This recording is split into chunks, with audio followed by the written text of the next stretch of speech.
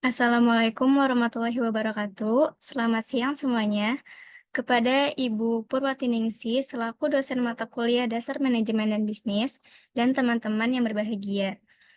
Perkenalkan, kami dari kelompok 9 yang akan mempresentasikan materi Dasar Manajemen dan Bisnis tentang perusahaan kecil dalam lingkungan perusahaan, perkembangan franchising, dan ciri-ciri perusahaan kecil. Sebelum memulai presentasi hari ini, izinkan kami memperkenalkan diri kami terlebih dahulu. Perkenalkan, nama saya Amelia Agustina dengan NIM 6323151 dan rekan tim saya.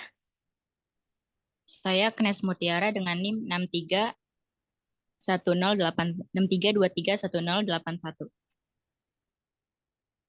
Pada kesempatan kali ini, saya akan menjelaskan tentang sebuah perusahaan. Perusahaan adalah suatu tempat terjadinya antara kegiatan barang, kegiatan jasa, dan kegiatan produksi, atau bisa kita sebut sebagai perusahaan dagang, perusahaan jasa, dan perusahaan manufaktur. Mereka bisa disebut sebagai sebuah perusahaan karena memiliki bentuk usaha yang jelas. Bentuk usaha ini seperti BUMN, BUMD, BUMS, dan koperasi.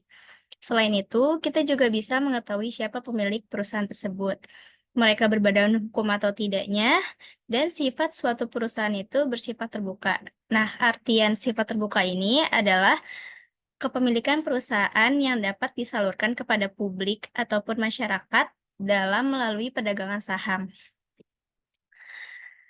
Selanjutnya, perusahaan kecil adalah suatu perusahaan yang didirikan perseorangan untuk menjalankan suatu kegiatan yang sederhana.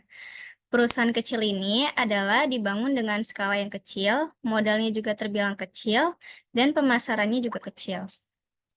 Perusahaan kecil juga memiliki tenaga kerja yang hanya sampai kurang 50 orang. Perusahaan kecil dalam lingkungan perusahaan ialah perusahaan yang memiliki manajemen perusahaan tingkat swasta. Contohnya itu di beberapa negara maju, perusahaan kecil memberikan suatu kontribusi dalam bidang pajak, penyediaan lapangan kerja, dan produksi. Jadi bisa kita artikan bahwa jika kita ingin membangun sebuah perusahaan itu, kita bisa memulai dari yang kecil.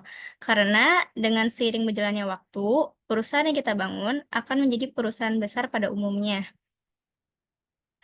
Lalu apa sih, tujuan didirikannya sebuah perusahaan? Nah, tujuannya itu untuk memperkenalkan produk ataupun jasa yang mereka keluarkan. Tetapi salah satu tujuan utama sebuah perusahaan didirikan itu untuk memperoleh suatu keuntungan ataupun laba. Nah, dari keuntungan tersebut untuk mempertahankan suatu perusahaan agar bisa beroperasi dengan baik. Selanjutnya ada perkembangan franchising. Franchising ini bisa kita sebut sebagai waralaba dalam bahasa Indonesianya.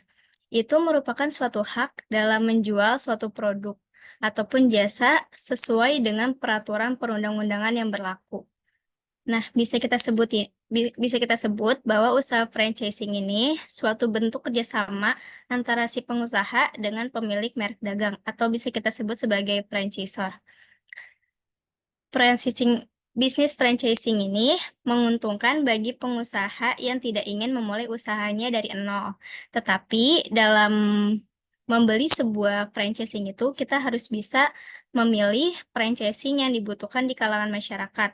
Lalu kita bisa memahami resiko-resikonya dan bisa melakukan perhitungan.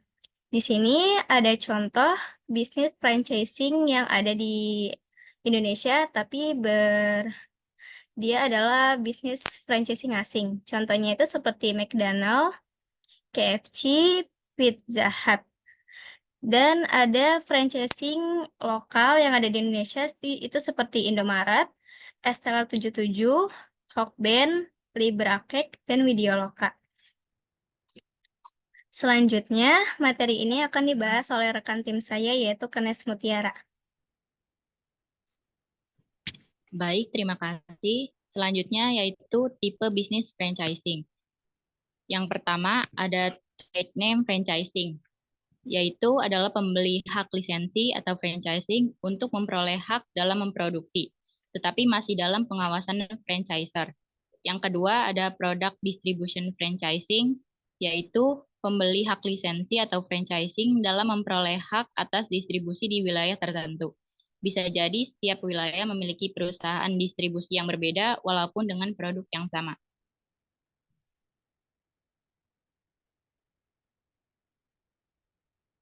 Yang ketiga ada pure franchising, yaitu pembeli hak lisensi atau franchising dalam memperoleh hak seluruhnya dari franchisor atau pemilik waralaba, mulai dari proses produksi, penjualan, manajemen, distribusi, dan lainnya.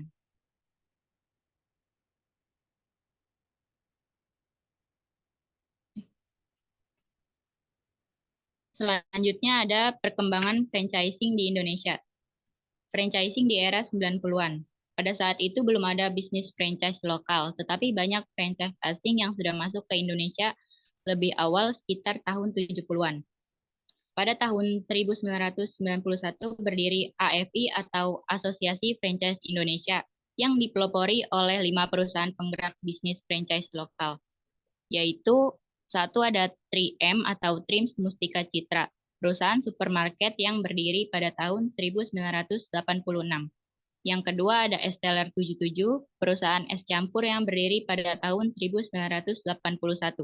Yang ketiga ada Widya Loka, perusahaan kursus komputer yang berdiri tahun 1991. Yang keempat ada Libra Cake, perusahaan yang berdiri pada tahun 1979. Dan yang kelima ada Homes 21, perusahaan pemasaran yang berdiri pada era 90-an. Bisnis franchise di masa sekarang. Dari perkembangan industri franchise selama 45 tahun sejak 1970-an, franchise lokal saat ini sudah berjumlah kurang lebih 500 merek, setara dengan jumlah franchise asing yang ada di Indonesia. Selanjutnya ada keuntungan dan kerugian bisnis franchising. Keuntungan dari bisnis franchising yang pertama, jaringan bisnis yang luas bagi usaha kecil. Yang kedua, tidak membutuhkan pengalaman bisnis yang bagus. Yang ketiga, memiliki peluang sukses lebih cepat. Yang keempat, membutuhkan dana lebih kecil daripada membangun usaha baru. Dan yang kelima, memiliki reputasi dan citra yang mapan. Kerugian dari bisnis franchising yang pertama, memiliki perjanjian formal dengan pemilik waralaba. Yang kedua, tidak memiliki banyak ruang dalam meningkatkan kreativitas. Yang ketiga, adanya batasan dalam menjual produk. Dan yang keempat, harus siap dalam membagi keuntungan dengan pemilik waralaba. Selanjutnya, ciri-ciri perusahaan kecil.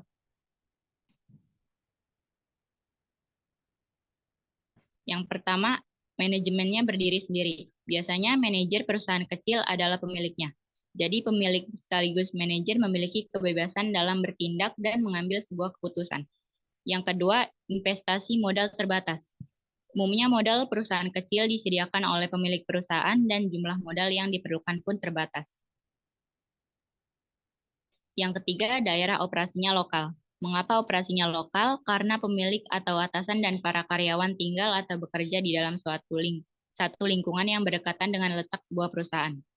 Dan yang keempat, ukuran secara keseluruhan relatif kecil.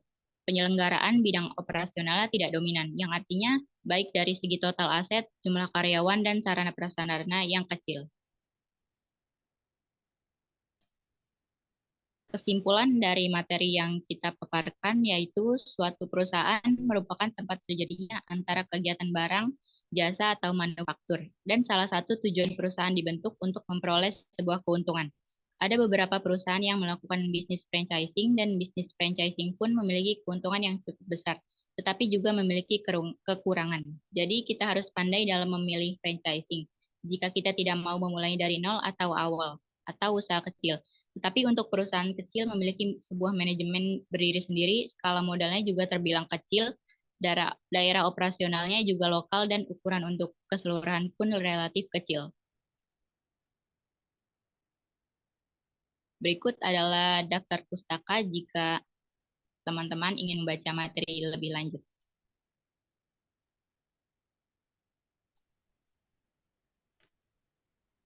Sekian presentasi yang dapat kami sampaikan. Semoga presentasi dari kami bisa bermanfaat dan menambah ilmu untuk kalian semua. Terima kasih kepada Ibu Purwatiningsih yang telah mengizinkan kami untuk melaksanakan presentasi hari ini.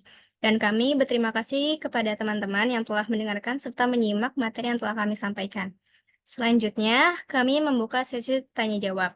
Jika dari teman-teman ada yang ingin ditanyakan, silakan lanjut bertanya di WhatsApp grup.